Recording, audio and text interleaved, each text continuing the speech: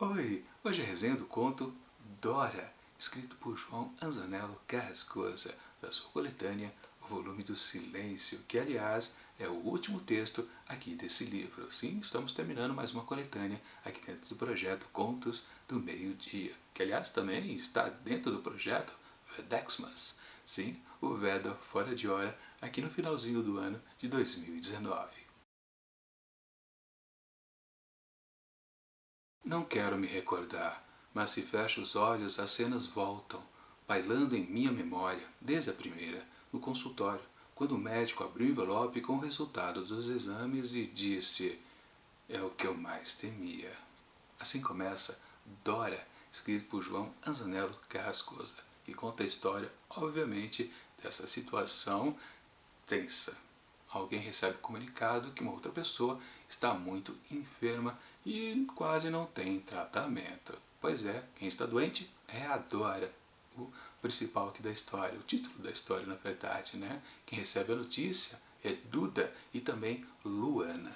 E a partir daí fica aquela dúvida, né? Devemos ou não devemos contar a Dora que ela não tem muita chance de sobrevivência? Pouquíssimo tempo ela tem de vida, para falar a verdade. Só que tem um detalhezinho, né? O Duda tá para casar com a Luana em 2 semanas. Aí a coisa fica mais complicada, né? Conta ou não conta? Bom, eu não vou contar, porque senão estraga a experiência de quem ainda pretende ler esse texto.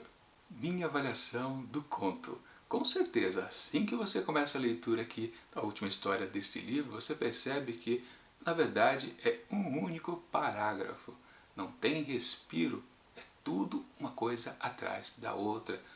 Uma sensação que, tipo, com essa abertura, né, de uma pessoa que está prestes a morrer, algo sem retorno, com certeza trará para a gente muitas emoções. Bom, pelo menos é o que propõe, né? A ideia do o escritor, quando ele concebeu essa sua história, acho que foi essa, né? Deixa eu colocar num parágrafo único para ficar super tenso e o próprio leitor ele não conseguir ter um respiro, né? Ele vai recebendo informação, mas não consegue parar, porque se o parágrafo não termina, você não pode fechar o olho para dar uma respirada. Não, você tem que continuar até ao final. Bom, é curtinho também, né?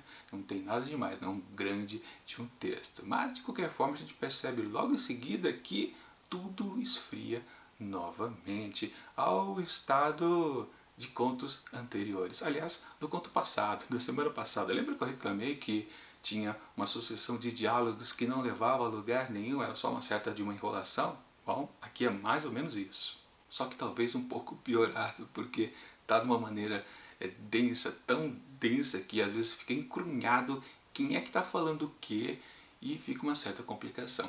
Aliás, o próprio Carrascosa escreveu um bom texto onde isso acontecia também de propósito. A gente não percebia quando era uma personagem estava falando e outro começava logo em seguida. Ficava tudo misturado e era muito interessante. Mas aqui não funcionou, não, muito pelo contrário.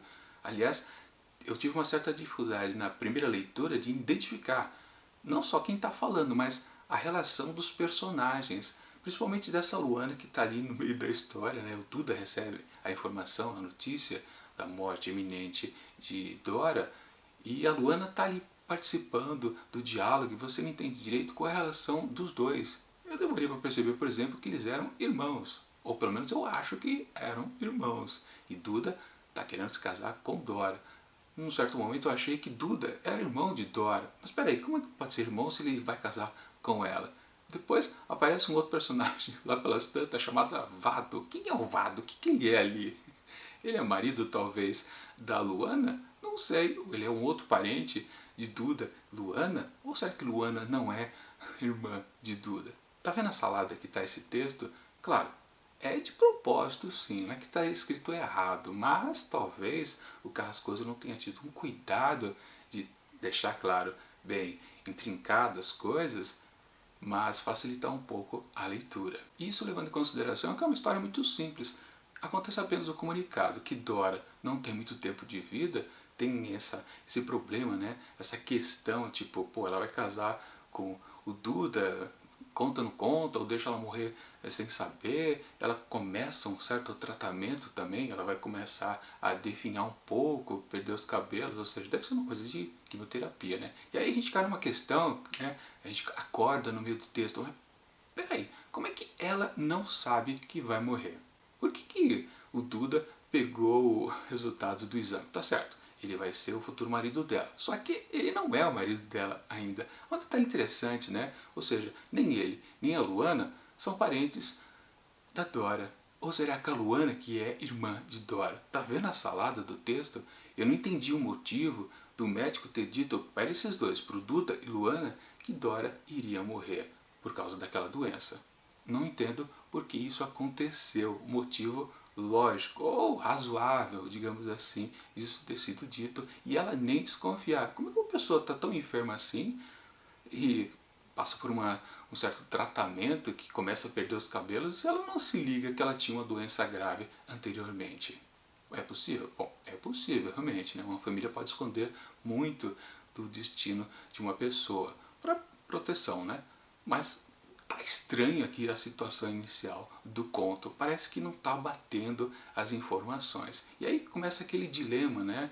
E também claro, o mote principal do texto, que é a sensação que você vai perder um ente querido. Só que aí também o texto começa a patinar. Essa sensação de perda não é lá muito explorada, principalmente porque quando pinta uma coisinha talvez interessante, essa confusão dos personagens, das suas relações e uma certa coisa incoerente no texto começa a atrapalhar tudo. Então você não entra exatamente no clima de perda, do silêncio também. Se fala muito em silêncio aqui nesse texto, mas o silêncio vem mais de a gente ficar boquiaberto, tipo, poxa, o texto está confuso, não está dando para entender. Aí você fica chocado com a situação do texto, não com o silêncio lá dos personagens de estarem sofrendo ou não.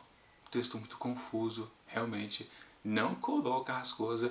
Um texto desse tipo não era para estar como a última opção de leitura dentro de uma coletânea, né? Você sempre espera, pelo menos eu sempre gosto, né, que ao final de um texto, de uma coletânea, de um livro de coletâneas de contos, a última história ser aquela tão impactante como aquela primeira que você sempre coloca, né? Quando você está montando o leque de contos, você também coloca uma boa abertura, né? E provavelmente você faz a mesma coisa para encerrar o livro, né? Para a pessoa pensar, poxa, como esse livro foi bom, do começo ao fim. Pode não ser verdade, né? Pode ter muita coisa no meio que não foi lá grande coisa, mas a impressão final tende a ser essa, né? Começo bom, a conclusão também boa, ou até melhor que a primeira, puxa, aí todo mundo vai pensar sempre bem do livro. Mas se você coloca um texto que tá confuso, não dá certo. E olha que o João Anzanello Carrascosa tem experiência nesse aqui, eu acho que não foi o primeiro livro dele, com certeza.